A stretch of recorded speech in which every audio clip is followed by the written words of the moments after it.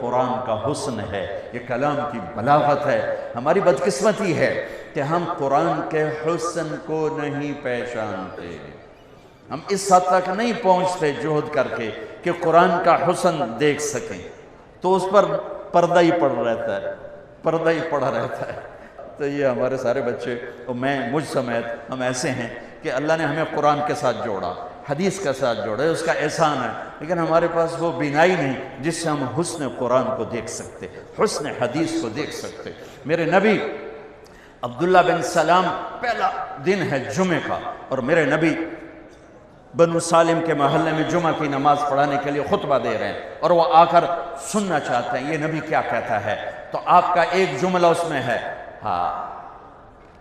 اطعموا الطعام وافشوا السلام وصلوا الارحام وصلوا باللیل والناس نیام تدخلوا الجنة بالسلام۔ کیا موسیقی ہے، کیا نغمہ ہے۔ تو عبداللہ بن سلام کہنے لگے یہ کلام صرف نبی کہہ سکتا ہے، اور کسی میں اتنی طاقت نہیں ہے کہ اتنا خوبصورت جامہ پہنا سکے الفاظ کا، یہی سچا نبی ہے۔ چند جملوں میں وہ پہچان گئے کہ یہ فصاحت، یہ کمال صرف نبی کو حاصل ہے، شاعروں کو نہیں ہے۔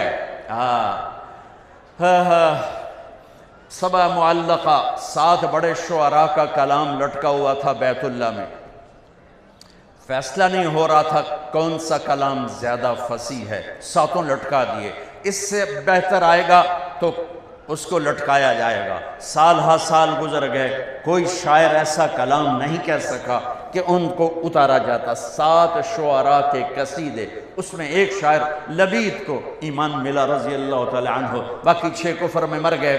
تو جب میرے نبی پر قرآن اترنا شروع ہوا تو ایک اترا، دوسرا، تیسرا، چوتھا، پانچواں، چھٹا، 6 قصیدے اتر گئے کہ یہ کلام بہت طاقتور ہے۔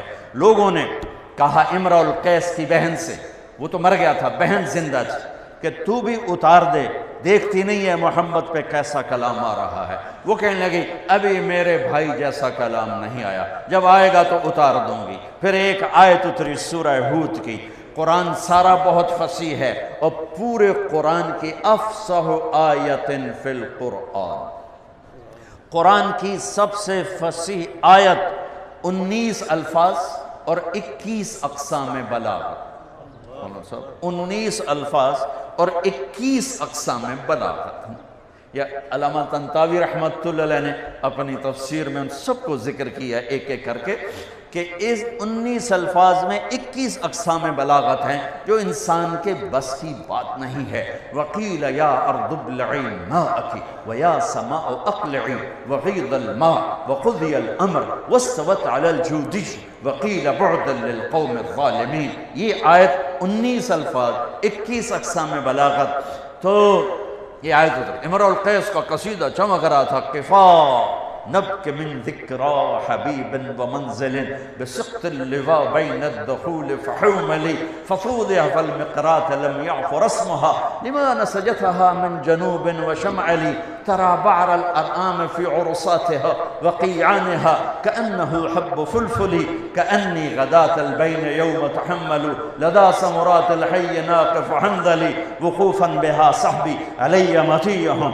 يقولون لا تهلك أسنة جملي وإن شفائي عبرة مهراقة فهل عند رسم دارس من معول ففاضت دموع العين مني سبابة على النحر حتى بل الدمع محملي۔ یہ اس کی ابتدا ہے، یہ عالی شان قصیدہ ہے جو امرؤ القیس کا ہے۔ جب یہ آیت آئی تو اس کی بہن نے کہا اس کلام نے میرے بھائی کے کلام کو توڑ دیا ہے، اور جا کر قصیدہ اتار دیا کہ وہ حسن کلام کو جانتے تھے۔ میرا دکھ یہ ہے ہم نہیں جانتے۔ مجھے یہ چیز سب سے زیادہ تڑپاتی ہے جب کبھی کوئی کتاب سامنے ہوتی ہے کہ ہائے کاش کہ ہم اس کے حسن سے پردہ اٹھا سکتے اس کا، چونکہ یہ ایمان بالغیب نہیں، یہ ایمان بالمحسوسات میں سے ہے کہ قرآن کا علم حسی ہے، محسوس ہونے والی چیز ہے، محسوس ہونے والی چیز ہے۔ عبداللہ بن مقفع ایک ایرانی عربی کا بادشاہ تھا، اور عرب بھی اس کے سامنے گھٹنے ٹیکتے تھے، پارسی تھا۔ تو لوگوں نے اس سے کہا غیر مسلم کہ تو قرآن کے مقابلے میں کلام لکھ، تیرا گھر سونے چاندی سے بنا دیں گے۔ انہوں نے کہا مجھے 1 سال کی مہلت دو۔ 1 سال وہ بندہ صرف ضرورت کے لیے گھر سے نکلتا ہے اور سارا سال بیٹھ کے کلام لکھ رہا ہے، کلام لکھ رہا ہے، کلام، حتیٰ کہ 1 سال کے بعد وہ تیار کر کے کہتا ہے یہ کلام مسلمانوں کی کتاب کے برابر ہو گیا ہے۔ تو اب وہ لکھ کے باہر نکلتا ہے، پہلا دن ہے آج، وہ تھوڑا سا آزاد ہو کے باہر نکل رہا ہے کہ میں آج مسلمانوں کا مقابلہ کر چھڑے ہے۔ گلی سے گزرتا ہے، گلیاں تنگ ہیں، ایک گلی میں گھر کی کھڑکی کھلی ہوئی ہے اور اس کھڑکی کی طرف منہ کر کے ایک بچی قرآن پڑھ رہی ہے۔ جب اللہ کسی کو ہدایت دیتا ہے، اب یہ یوں گزرا اور یہاں سے اس کو آواز آئی اس بچی کی تلاوت کی، قیل یا ارض ابلعی ماءک ویا سماء اقلعی وغیض الماء وقضی الامر واستوت علی الجودی وقیل بعدا للقوم الظالمین۔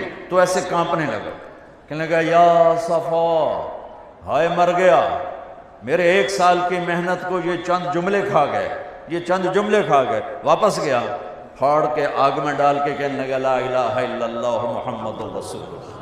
رمضان المبارک میں جب آپ کا قرآن پاک مکمل ہو، جب آپ قرآن پاک مکمل کر لیں تو ختم قرآن پر یہ 2 کام آپ ضرور کریں۔ یہ 2 کام ہمیں ضرور کرنے چاہیے۔ یہ وہ کام ہے جو حدیث پاک سے ثابت ہے۔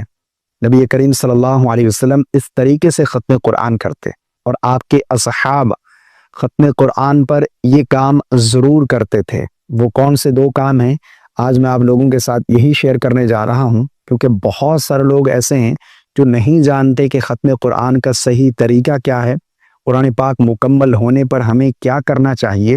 بہت سارے لوگ نہیں جانتے۔ رمضان المبارک کا بابرکت مہینہ چل رہا ہے۔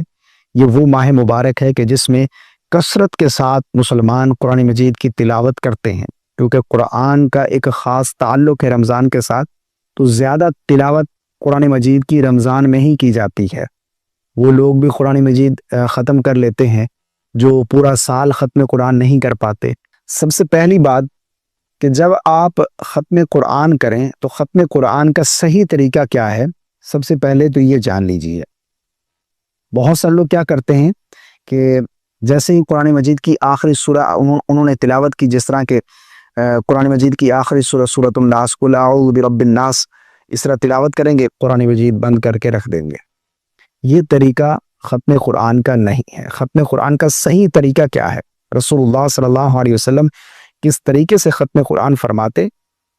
آقا کریم علیہ الصلوۃ والسلام ختم قرآن جب قرآن پاک ختم فرماتے تو دوبارہ اس کا آغاز کرتے، اور اسی طرح ایک روایت میں ہے کہ حضرت ابن عباس رضی اللہ تعالی عنہما اس شخص کو ارشاد فرما رہے ہیں، اور جب تم قل اعوذ برب الناس پڑھ لو، یعنی قرآن مجید کی آخری سورہ مکمل کر لو، تو اسے آخری آیت نہ بناؤ، یعنی یہ آخری نہ بناؤ، بلکہ الحمدللہ رب العالمین یعنی سورۃ الفاتحہ سے دوبارہ آغاز کرو اور قرآن کو شروع کرو، کیونکہ اس طرح قرآن کے شروع اور آخر کو جوڑا جاتا ہے۔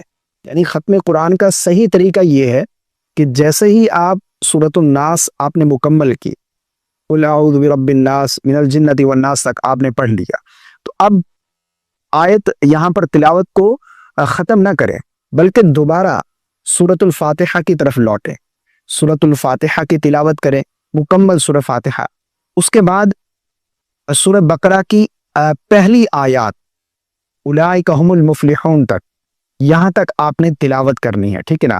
اور رسول اللہ صلی اللہ علیہ وسلم کے بارے میں بھی آتا ہے ایک روایت میں کہ آقا کریم علیہ الصلوۃ والسلام سورۃ الناس تلاوت کرنے کے بعد سورۃ الفاتحہ کی تلاوت کرتے، اور سورہ بقرہ کی پہلی 5 آیت کی تلاوت کرنے کے بعد آپ اپنی جگہ سے ہٹتے، یعنی دوبارہ سے قرآن مجید کو آپ نے شروع کرنا ہے۔ سب سے پہلا کام تو یہ کرنا ہے کہ ختم قرآن کا صحیح طریقہ کیا ہے، سورۃ الناس آپ نے پڑھ لی، اس کے بعد سورۃ الفاتحہ کی طرف لوٹیں، سورہ فاتحہ کی تلاوت کریں اور سورہ بقرہ کی پہلی آیات تلاوت کریں، ٹھیک ہے نا۔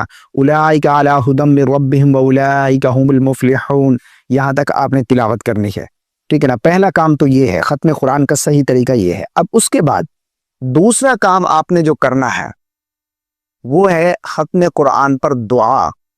ایک تو دعا وہ جو قرآن پاک مکمل ہونے پر آخر میں لکھی ہوتی ہے وہ آپ پڑھیں، ٹھیک ہے نا۔ اس کے بعد آپ نے جو آپ کی زبان ہے، جس بھی لینگویج میں آپ بات کرتے ہیں، اللہ سے دعا ضرور کرنی چاہیے، کیونکہ یہ قبولیت کی گھڑی ہوتی ہے۔ اس طرح کی حدیث پاک میں آتا ہے، حضرت ابن عباس رضی اللہ تعالی عنہما سے مروی ہے کہ رسول اللہ صلی اللہ علیہ وسلم اور صحابہ کرام جب قرآن پاک ختم کرتے تو سب کو جمع کر کے دعا فرماتے، یعنی یہ قبولیت کی گھڑی ہوتی ہے۔ اور ختم قرآن جب کوئی شخص رات میں قرآن ختم کرتا ہے تو فرشتے صبح تک اس کے لیے دعا کرتے ہیں، اور اگر دن میں ختم کرتا ہے تو شام تک فرشتے اس کے لیے دعا کرتے ہیں۔ جو شخص ختم قرآن کرتا ہے تو اس وقت فرشتے بھی دعا میں شامل ہوتے ہیں، تو ختم قرآن پر دعا کا ضرور اہتمام کرنا چاہیے۔ دعا کیسے کریں؟